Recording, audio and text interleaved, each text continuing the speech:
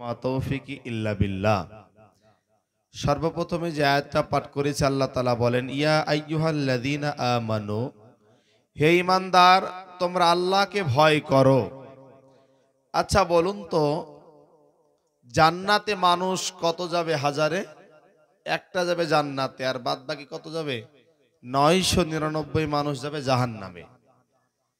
অতএব যখন কোরআনের আলোচনা করা হবে, এটাই বাস্তব যে কোরআনের মজলিসগুলোতে লোক কম থাকবে। হযরত নূহ আলাইহিস সালাম আল্লাহকে বলেছিলেন, ক্বালা রাব্বি ইন্নী দাউতু কওমি লাইলাও ওয়ান নাহারা। তিনি বলেন যে আমি দিন ও রাত আমার কওমকে দাওয়াত দিয়েছিলাম। মুফাসসিরিনরা বলেন মাত্র 82 জন মুসলমান হয়েছিল প্রায় 9 থেকে 950 বছরের ভিতরে। তো সেই আমরা উম্মতি মুহাম্মাদি। আচ্ছা, এই যে আপনাদের এখানে একটা সভা, দাওয়াতি সভা চলছে, এই সবার ভিতরে যারা বক্তাগণ এসেছে, আজকে আমি বলবো আপনাদের ভাগ্য অনেক ভালো। আজকে তাকিয়ে দেখুন, আমি আশা করি শ্রোতার চেয়ে বক্তাই বেশি। আর বক্তাগুলা যাই তাই বক্তারা সব আলহামদুলিল্লাহ যোগ্যপূর্ণ আলেম।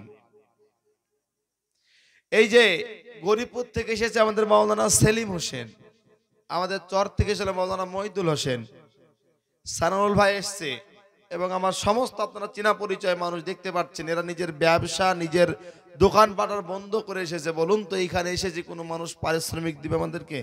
দিবে না, লিবও না। শুধু এসেছে কিসের জন্য? আল্লাহর দ্বীনের কথা বলার জন্য, তাই তো?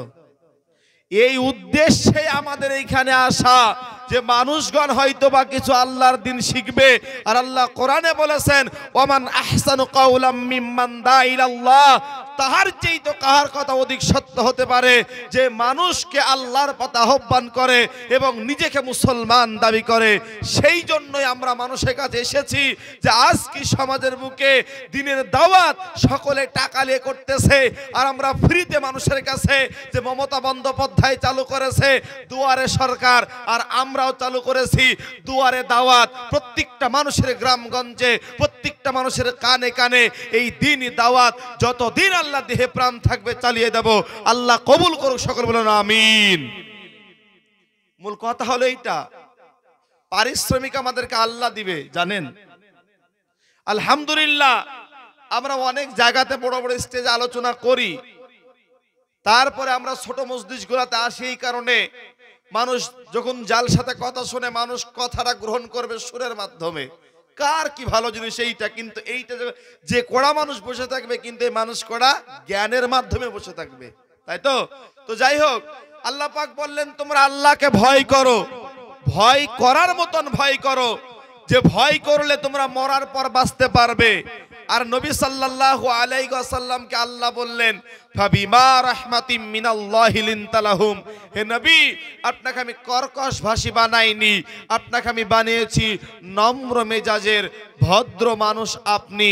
অতএব আপনাকে আমার বানানোর মূল উদ্দেশ্যই হলো যে আল্লাহ পাক আপনার উপরে রহমত বরকত দিয়েছে। আল্লাহ বলেন, ওয়ামা আরসালনাকা ইল্লা রাহমাতাল লিল আলামিন, আমার নবী হলো এই গোটা দুনিয়ার ভিতরে যা কিছু আছে সমস্ত কিছুর চেয়ে আমার নবীকে রহমত করে পাঠিয়েছে। বলুন সুবহানাল্লাহ। আল্লাহর নবীকে আল্লাহ রহমত বলেছে। আবার আল্লাহ বলেন, লাকাদ কানা লাকুম ফি রাসূলিল্লাহি উসওয়াতুন হাসানা, তোমরা যদি কাউকে অনুসরণ করো তবে আমার নবীকে অনুসরণ করে চলবে, আমার নবীকে তোমরা অনুগত করে চলবে। আমার নবীর জীবনের ভিতরে উত্তম আদর্শ আছে। বলুন সুবহানাল্লাহ। তাহলে নবীজির যত জীবনী ছিল তার মধ্যে একটা উত্তম আদর্শ হলো আল্লাহর নবী তার স্ত্রীদের প্রতি কি ব্যবহার করেছে, আর আমরা আমাদের স্ত্রীর প্রতি কি ব্যবহার করি, এবং নবীজির যে স্ত্রীগুলা ছিল নবীজিকে কি সম্মান করেছে, সেই সম্পর্কে আমাদের শোনা দরকার আছে না নাই? আছে না? মা বোনেরা আছে, অনেক মা বোনেরা আছে। ওর জন্য আপনাদেরকে বলি যে আল্লাহর নবী সাল্লাল্লাহু আলাইহি ওয়াসাল্লামের সর্বপ্রথম রাসূলুল্লাহর জীবনে যে মহিলাটাকে বিবাহ করেছিল, বলুন তো সেই মহিলার নাম কি?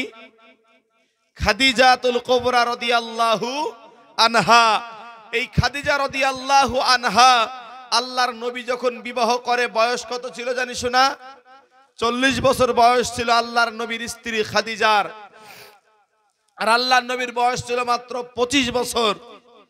তো নবীজির প্রায় 15 বছরকার বড় কে? তো খাদিজা।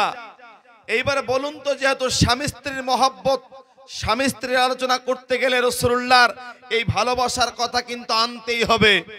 রাসূলুল্লাহকে খাদিজা কি বলে সান্ত্বনা দিয়েছে এবং কি তার পাশে ছিল, একটু আপনাকে আগে নিয়ে যাই।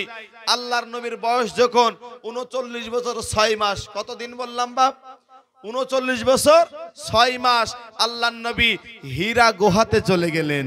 কোথায়? হীরা গুহাতে চলে গেলেন। কিসের কারণে? যে রাসূলুল্লাহ আল্লাহর ধ্যানে, আল্লাহর ইবাদতে মশগুল, আল্লাহর ইবাদতে তিনি মশগুল হয়ে গেলেন। ইতিমধ্যেই আল্লাহর নবীর বিবি খাদিজাতুল কুবরা রাদিয়াল্লাহু আনহা, নবীর বয়স যখন 40, খাদিজার বয়স তখন ছিল 55। বলুন তো কত বছর ছিল? 55। আচ্ছা, 55 বছরের মানুষ একটু দুর্বল তো হয়ে যাবে কিনা? কি আদর্শ তার ছিল, কি আদর্শবান মহিলা ছিল, যে আল্লাহর নবীকে কত মহব্বত করেছে। একজন নবী, এখন পর্যন্ত আল্লাহর নবী এখনো নবী হয়েছিল না, তখন তার আগেই আম্মাজান খাদিজা বুঝতে পেরেছিল যিনি মোহাম্মদ নবী হবে, ওর জন্য নিজের যা ছিল, বাড়ি ঘর যৌবন সয় সম্পত্তি আল্লাহর নবীর কদমে কুরবান করে দিয়ে আল্লাহর নবীর কাছে চলে এলেন।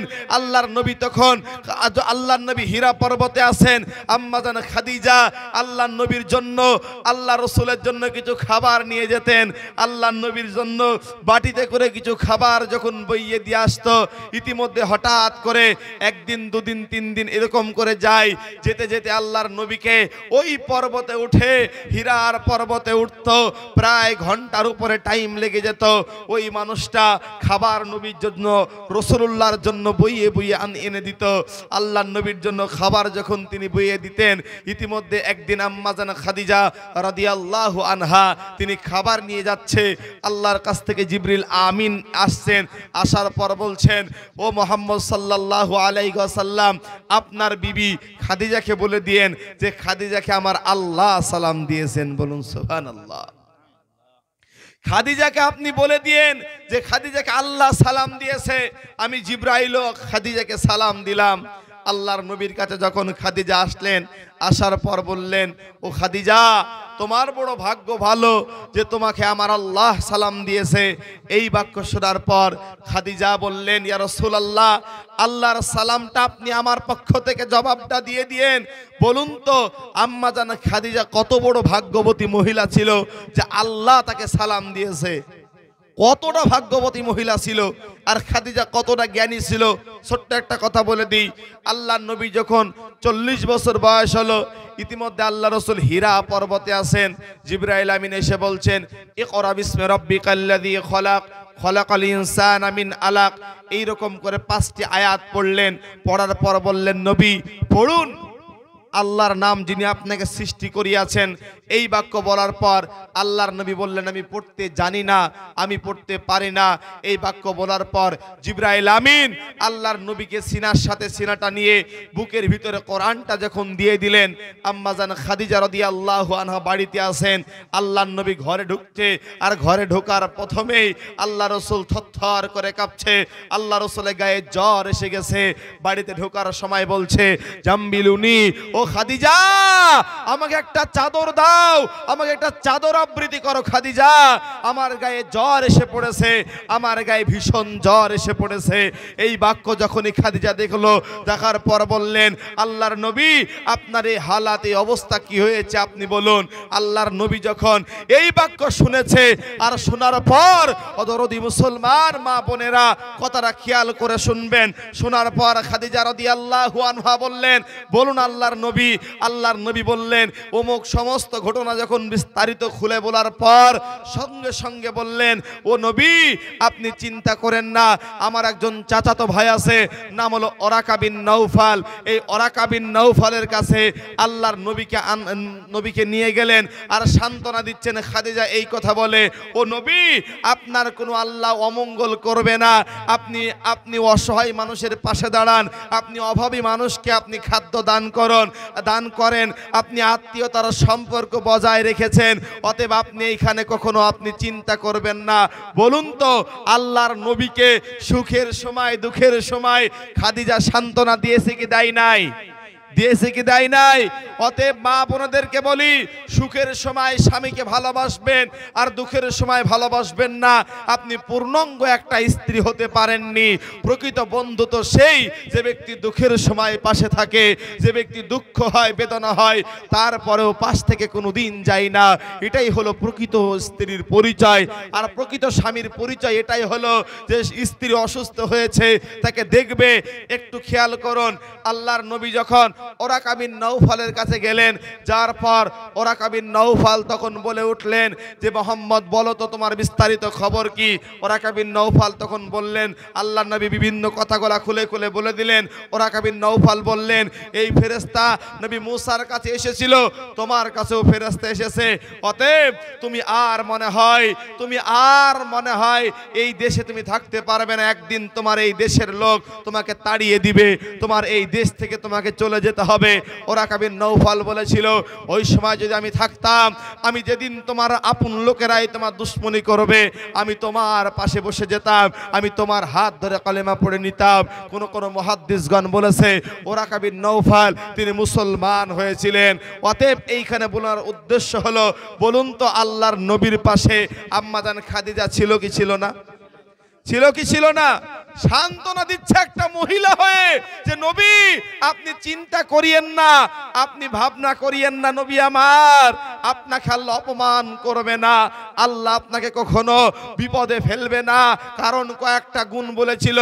1 নম্বরে আপনি আত্মীয়তার সম্পর্ক বজায় রেখেছেন, 2 নম্বরে আপনি মেহমানদারি করেন, 3 নম্বরে আপনি অসহায় মানুষের পাশে দাঁড়ান। এই রকম করে কিছু কথা বলে সান্ত্বনা দিয়েছিল। ওর জন্য কোরআন বলেছে স্বামী স্ত্রী একে অপরের পোশাক স্বরূপ। একজন স্বামী তার স্ত্রীর পোশাক, একজন স্ত্রী তার স্বামীর পোশাক।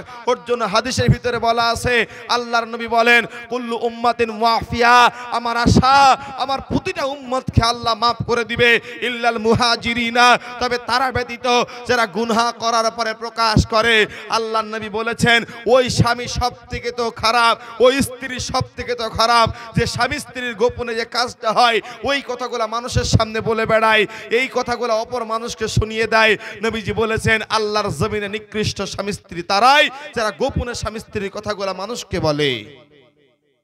আছে না কিছু মানুষ এরকম? খবরদার এই বাক্য বলা যাবে না। স্বামী হতে গেলে কি প্রয়োজন? আপনাকে কয়েকটা বাক্য বেশ আপনাকে বলি। বলুন তো যে আমি আপনি সুখময় জীবন যদি পেতে চাই, নবীজি বলেছেন যারা 4টা জিনিস আছে তারা সুখময় জীবন। বলুন তো কয়টা জিনিস? 4টা জিনিস। 1, একটা প্রশস্ত বাড়ি, 2, সুন্দর যানবাহন, 3, সুন্দর প্রতিবেশী, আর 4, একটা সুন্দর নেককার সালেহা একটা মহিলা।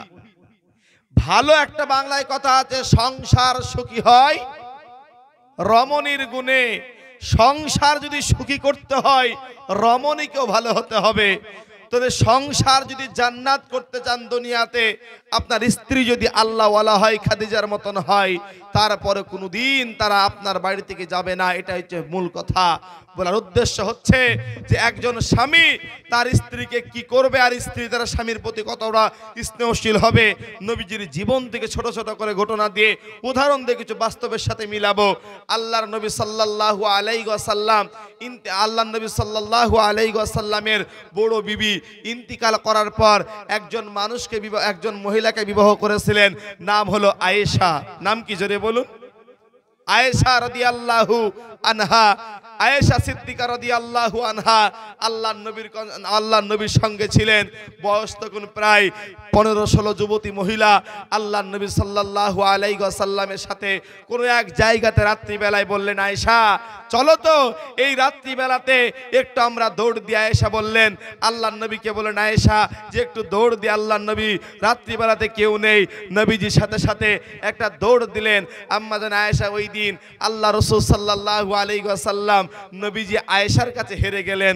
হারার পর আয়েশা বললেন, আল্লাহর নবী আপনি আজকে আমার সাথে পারেননি। ঠিক তার পরের দিন কিছুদিন পর একটা দৌড় দিয়েছে, আল্লাহর নবী জিতে গেল, আয়েশা হেরে গেলে আল্লাহর নবী বলেন, আয়েশা আজ কিন্তু তুমি আমার সাথে পারোনি। এইটা ছিল মোহাব্বত স্বামী স্ত্রী। আর আপনি বাড়িতে ঢুকলে মনে হয় যেন দারোগা, আপনার চোখ মুখের দিকে তাকিয়ে স্বামী আর স্ত্রী মোহাব্বত ওইরকম নেই, মনে হচ্ছে আল্লাহ রসুল বলেছেন কুল্লু মারিফিন সাদাকা, প্রতিটা ভালো কাজ সাদকা স্বরূপ। একজন মুসলমান অপর মুসলমানের মিষ্টি মুখে হাসি মুখে কথা বলবে, এইটাও তার আমল নামায় সাদাকার নেকি হবে, বলুন সুবহানাল্লাহ। এইটা নেকি হবে। আপনি আপনার স্ত্রীকে বাড়িতে ঢুকবেন সালাম দিয়ে, কি দিয়ে ঢুকবেন? সালাম দিয়ে। সালাম তো আপনার মুখে বের হয় না। যদি বলা স্ত্রীকে সালাম দাও, সালাম দিবে।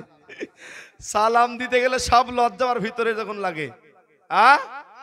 বাড়িতে যখন ঢুকবেন, আজকে থেকে শুরু ইনশাল্লাহ সকলে সালাম দিয়ে ঢুকবেন, ঠিক আছে তো ইনশাল্লাহ? আচ্ছা, সালাম কথার অর্থ কি? শান্তি। আপনি বলবেন আসসালামু আলাইকুম, আল্লাহ তোমাদের উপরে শান্তি বর্ষিত হোক, দয়া বর্ষণ হোক। এই বাক্য তার স্বামী তার এই দয়ার এই কথাটা বলবে, আর স্ত্রীও সে একই কথা বলবে। স্বামী আর স্ত্রী যখন ফোন হবে, স্ত্রী আগে সালাম যদি পারে আলহামদুলিল্লাহ, আগে সালাম দেওয়ার প্রতিযোগিতা করবেন। কারণ এইখানে উদ্দেশ্য হচ্ছে যে স্বামী স্ত্রী মহব্বত বাড়বে। এক নম্বরে সালাম প্রচলন শিখান, সালাম দিয়া দি করুন, আপনার সংসারে সুখ আসবে। মানুষে বলে না যে সংসার সুখে নাই। আরে ভাই, আপনি ইসলামের কটা আইন মানেন বলুন? কয়টা আইন আপনি ইসলামে মেনেছেন আপনার সংসারে পরিবারে? রাত্রিবেলায় ঘুম থেকে উঠাবেন, নিজে তাহাজ্জুদ পড়ুন, আপনার বিবিকেও তাহাজ্জুদের জন্য ডাকিয়ে দেন, তখন আর আপনি দেন না। তাহলে আপনার ঘরে শান্তি আসবে কি করে? স্বামী তো নামাজ পড়ে না, তো স্ত্রীকে পড়াবে কোথা থেকে? মা বোনেরা আছি, মা বোনদের জন্য উদ্দেশ্য করে বলে যায়, স্বামী যদি খারাপ হয়, এর উদাহরণ আল্লাহ দিয়েছে কোরআনে। ফেরাউনের কথা উল্লেখ করেছেন। ফেরাউনের বিবির নাম কি? আসিয়া। এই ফেরাউনের বিবি জান্নাতে যাবে এবং দুনিয়াতে মরার আগে জান্নাতটা দেখেছে, বলুন সুবহানাল্লাহ। ফেরাউন নির্যাতন শুরু করেছে। ফেরাউন ওই যে আল্লাহ কোরআনে বলেছে ফিরআউনাদিল আওতাদ, স্মরণ করো সেই পেরেকওয়ালা ফেরাউনের কথা। যখন আসিয়ার হাতে যখন পেরেক মেরেছিল, বলেছিল যে বল যে আনা রব্বুকুমুল আলা, আমি হলাম আল্লাহ। তিনি নিজেকে আল্লাহ দাবি করেছিল। আসিয়াকে বলেছিল, আসিয়া তুই আমাকে আল্লাহ বলে মান, না হলে তোকে হত্যা করব, মেরে ফেলবো। আসিয়া বলেছিল তুমি আমার আল্লাহ না, আল্লাহ একজন আছে, ওয়াহু আলা কুল্লি শাইইন কাদির, অতএব তুমি আমার আল্লাহ হতে পারো না। এই বাক্য বলার পর আসিয়াকে নির্যাতন করেছে, নিপীড়ন করার পর অবশেষে আসিয়াকে দুনিয়া থেকে হত্যা করেছে। তারপরেও আসিয়া যাররা পরিমাণ ঈমান ছাড়েনি। প্রিয় মা বোনেদেরকে বলতে চাই, ও আমার মা খালা, শুনে রাখো, তোমার স্বামী ফেরাউনের চেয়ে খারাপ নয় যে তুমি বুরখা পড়ে গেলে তোমার স্বামী মারবে, তুমি নামাজ পড়লে তোমার স্বামী মারবে। এই রকম স্বামী আমার জানা মতে খুবই কম, হয়তো বা হাজারে একটা থাকতে পারে কোলাঙ্গার। কিন্তু আলহামদুলিল্লাহ, যে স্ত্রী ৫ ওয়াক্ত সালাত আদায় করে, ওই স্ত্রীকে বলুন তো তার স্বামী অনেক ভালোবাসে, বাসে না? উদাহরণ দিই আপনাকে, একটা স্বামী ৫ ওয়াক্ত সালাত আদায় করে আর একটা স্ত্রী ৫ ওয়াক্ত সালাত আদায় করে, বলুন তো কার ভালোবাসাটা বেশি? আপনি কথা বুঝতে পারেন না, আবার বুঝি বলি। একটা স্বামী যখন ৫ ওয়াক্ত সালাত আদায় করবে, তোর বিবি কিন্তু স্বামীকে ওই পরিমাণ ভালোবাসা দিতে পারবে না যে পরিমাণ পুরুষটা তার ওই স্ত্রীকে ভালোবাসা বেশি দিতে পারবে। দেখবেন যখন একটা স্বামী বাড়িতে শুনবে যে আমার স্ত্রীরা যে নামাজ পড়েছে ৫ ওয়াক্ত, মনটা কত খুশি হয় কি হয় না? কত খুশি হবে। ওর জন্য কোরআন বলেছে তোমরা স্বামী একে অপরের পোশাক স্বরূপ। পোশাক যেমন তোমাকে আবৃত্তি করে রেখে দিয়েছে, তোমার গায়ের পোশাক যদি তোমার ঠিক না থাকে, সমাজে তোমার মান দিবে না। তোমার পোশাক যদি সমাজের ভিতরে তোমার পোশাকটা যদি খারাপ হয়ে যায়, সমাজের লোক তোমাকে মান দিবে না। ঠিক একজন পুরুষ আর একজন স্বামী একটাই কথা, যখন তোমার স্বামী আর তোমার মহব্বত যখন তৈরি হয়ে যাবে, তখন তোমার সমাজের ভিতরে একত্রিত হয়ে যাবে। ওই কথা বলছিলাম, যে কথাটা আল্লাহর নবী বলেছেন, ওই ব্যক্তিকে আল্লাহ ক্ষমা করবে না যে ব্যক্তি স্বামীর কথা, স্ত্রীর কথা, গোপন পাপ মানুষকে বলে বেড়ায়। এই কথা আল্লাহ পাক ওই ব্যক্তিকে কখনো ক্ষমা করবে না যে গোপনে পাপ করার পর ওই পাপটা মানুষের কাছে প্রকাশ করে। আমি কয়েকটা কথা বলছি, কিছুক্ষণের ভিতরে আলোচনা শেষ করব। আমি মা বোনদেরকে উপদেশমূলক কয়টা কথা বলি, মাগো যে আজকে তুমি তোমার স্বামীকে পৃথিবীতে আছে মূল্যায়ন দিচ্ছ না, কাল থাকবে না, তুমি পথের ভিখারির মতন হয়ে যাবা। তোমার 5টা বেটা আছে, তোমার 5টা বেটার কাছে, 5টা বেটার বইয়ের কাছে তুমি একটা ফকিরের মূল্য থাকবে, তোমার মূল্য থাকবে না। বাপ আপনাকে বলি, আপনার স্ত্রী বেঁচে আছে, আপনি আপনার স্ত্রীকে মূল্যায়ন করেন না, কাল আপনার স্ত্রী মারা যাক, আপনার বেটার বইয়েদের কাছে আপনি কতদিন মুখ ঠুকরা খাবেন, আপনি কতদিন মুখ ফেকনা খাবেন। কাল বলবে যে তোমার বাপকে, স্বামীকে বলবে তোমার বাপকে ঘর থেকে বিদায় করো, আর এক বেটা আছে ওর বাড়িতে থাক, আপনার আফসোস করে তখন লাভ হবে না। থাকতে স্বামী স্ত্রী মহব্বত করুন। নবীজি বলেছেন স্ত্রীর মুখে এক লুকমা খাবার তুলে দিবা, এটা তোমার জন্য সাদকা হয়ে যাবে। স্ত্রীর পেছনে যে খরচগুলা তোমরা করবা, ওই খরচগুলা করলে কিয়ামতের ময়দানে দানের কাতারে, দানের খাতাতে ওই খরচগুলা পাবেন, বলুন সুবহানাল্লাহ। অতএব স্বামী স্ত্রী মহব্বত করুন, মিল মহব্বত রেখে গোপনে পরামর্শ করুন। আর একটা উপদেশ বলে যায়, স্বামী স্ত্রী কোনো কাজ করার পরে স্বামী স্ত্রী একসাথে পরামর্শ নেবেন, কাজ করার আগে পরামর্শ করবেন, সিদ্ধান্ত স্বামী নেবে, স্ত্রী স্বামী পরামর্শ করে কাজ করবেন। মাদেরকে বলতে চাই যে প্রিয় মা বোনেরা আমার, আজকে যদি আপনার যাদের স্বামী নেই তারা বুঝে যে সংসারে কতটা টিকে থাকা কঠিন জিনিস। আমার বাড়ি আমার ঘর সবকিছু থাকার পরেও আমার কোনো অধিকার নাই, এটা হলো স্বামীহারা মহিলার কথা। যে আমার বাপে, আমার স্বামীর বাড়ি, আমার ঘর, তারপরে কোনো যোগ্যতা নাই। আর আপনি কি হবেন যখন আপনার স্ত্রী থাকবে না, যে একটা সুখের দুঃখের কথা বলার মানুষ পাবেন না। ওই দিন আসার আগে নবীজি বলেছেন ওই স্বামী সব থেকে ভালো যে স্বামী তার স্ত্রীর কাছে ভালো, আর নবীজি বলেছেন ওই স্ত্রী সব থেকে ভালো যে তার স্বামীর কাছে ভালো। অতএব আমাদের মহিলারা বলে শুধু তুমিই আমাকে ভালোবাসো না, গোটা পৃথিবীর লোক, গোটা গ্রামের লোক আমাকে ভালোবাসে। কথা আছে না এরকম? হ্যাঁ, এরকম কথা আছে, বলে তুমি শুধু আমাকে দেখতে পারো না, আর গোটা গ্রামের লোক আমাকে দেখতে পারে। মহিলারা মাগো এই বাক্য বলে জান্নাত পাবে না, এই বাক্য বলে জাহান্নামে যাবা। কারণ নবীজি বলেছেন ওই ব্যক্তি সব থেকে ভালো যে তার স্ত্রী স্বামীর কাছে ভালো। কথা বুঝে আসলো? ছোট্ট একটা গল্প বলি, তারপর আলোচনা শেষ করব। আচ্ছা, স্বামী স্ত্রী ঝগড়া হয় কি হয় না? হয় না বাড়িতে? আচ্ছা বলুন তো, বেশিরভাগ যখন সংসারে, ধরুন আপনার সংসারে এই যাবত 100 দিন ঝামেলা হয়েছে, তো 90 দিন দোষী হলো মহিলা, 90 দিন দোষ করেছে মহিলাকে, তারপরে কার কাজই হয়? হ্যাঁ, আছে না? একটা ছোট্ট উদাহরণ দিই। এক স্বামী স্ত্রীর বাড়িতে মিল নাই, মহাব্বত নাই, তাক হুজুর এসে, এরকম করে হুজুর এসছে, তো হুজুরের কাছে যেয়ে বলছে হুজুর আমার স্বামী আমাকে উঠতে বসতে মারে, তখন কি করবো বলেন? তো তখন হুজুর সাহেব বলছে মা কি কিছু এসছো নাকি? বলে না হুজুর। বলে কালকে আসবে এক ঘোড়া পানি আর 3 কেজি তেল আসবে ভালো, যেহেতু আমি থাকবো না, 1 বছর কাছে বিদেশে যাবো, পড়ি দিয়ে যাবো, ওগুলো আস্তে আস্তে তোমার আমল হবে। ঠিক তাই করেছে, পানি আর কিছু তেল নিয়ে হুজুরের কাছে গেছে। যাওয়ার পর তো হুজুর সঙ্গে সঙ্গে একটা কি দিয়েছে, পানিতে ফু দিয়েছে, তেলে ফু দেওয়ার পর একটা ছোট্ট দেখে ওই পানি ওই গ্লাসে দেওয়ার পরে বলছে তখন তোমার স্বামী স্ত্রী যখন কাজী হবে, মা তোমার স্বামী যখন বাড়িতে এসে বেশি বকাবকি করবে, 1 গ্লাস পানি তোমার স্বামীকে খাওয়াবা, আর তুমি 1 গ্লাস পানি মুখে দিয়ে গিলবা না, লক করে বসে থাকবা। মুখে দিয়া গিলবা না, লক করে বসে থাকবো ওই জায়গাতে। তো ঠিক হুজুরের পানি পড়ি দিয়ে মাসালা বলি দিয়ে হুজুর চলে গেছে বিদেশে। 1 বছরের ভিতরে বাড়িতে কোনো মারামারি নাই, কাটাকাটি নাই।